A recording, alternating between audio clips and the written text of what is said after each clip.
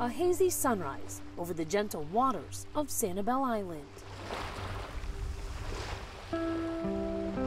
Its waves greening white sandy beaches against a backdrop of lush greenery. An ecosystem as diverse as it is beautiful, thriving off the coast of Florida.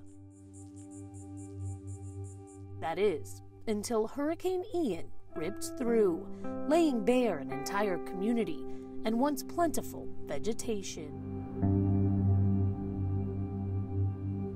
1 year later, we explore nature's recovery and look for glimmers of resiliency as Sanibel rebuilds. Most of this island is conservation land, with the Ding Darling National Wildlife Refuge boasting the country's largest undeveloped mangrove ecosystem. That's where we caught up with Ranger Tony Westland. We're here at the Mangrove Overlook, and if you can imagine 13 feet of water just coming over our heads.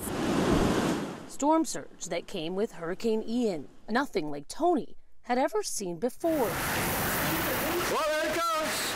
And that includes Hurricane Charlie, 19 years ago. I remember telling our interns, the worst case scenario is Hurricane Charlie. We'll be back in a few days. We were shut down for 1 month in that hurricane, but this hurricane had the surge. Traffic camera video shows some of that coming through, water flooding across the island. Tony says the mangroves did their job, with dense branches blocking wind and roots locking in soil. But in exchange, miles and miles were decimated, and the island's freshwater marshes were quickly turned into saltwater swamps, killing off fish and other species not cut out for the salinity. Plant life, too, as Tony points out shades of gray along the shoreline. Just seeing that overwhelms me, because I have to then look beyond to know that the greenery is coming back, but that is what this island looked like for months. The thing about nature, though, it can be incredibly resilient. Look no further than Sanibel's beaches for proof. Known for spectacular shelling, not all of the island's coastline suffered extensive erosion. Jack Brazoza is a biologist with the Sanibel Captiva Conservation Foundation. He tells us with enough sandy shores still intact, the island's beloved sea turtles have been able to return. So what we have here is one of our sea turtle nests. We kind of mark it off with 4 wooden posts, and we do that so that we can place a self-releasing screen on top. So that's what you can see here. Now, this mesh is big enough that eventually when the nest will hatch, the hatchlings can make it out on their own. And what a sight that is. New life making its way to the water. Jack captured this little guy on camera. He tells us his team has counted more than 1,200 nests this season alone, nearly double the previous record. And while more research must be done, there's a good chance less beach traffic and light pollution are helping the population along.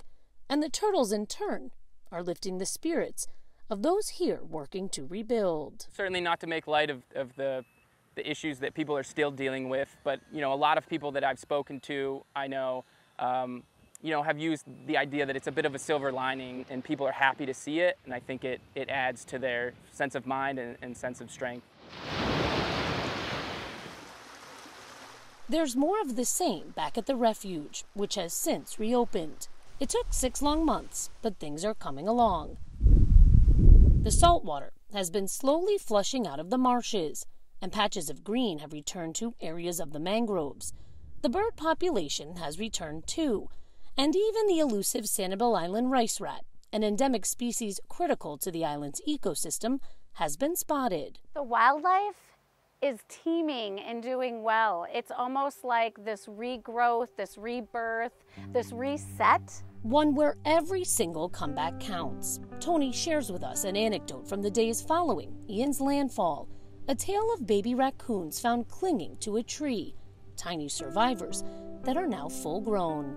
The 3 baby raccoons in the tree will always be in our hearts, to the point where my ranger has it tattooed on her arm now, because that was a turning point for us every day to put on our boots, to come back and keep cleaning up, moving forward, rebuilding, and getting this island ready.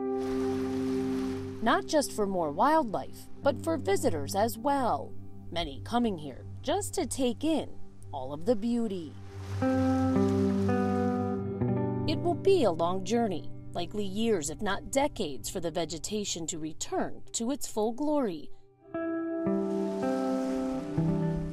But as the sun sets on another day, the feeling of hope lingers in the twilight.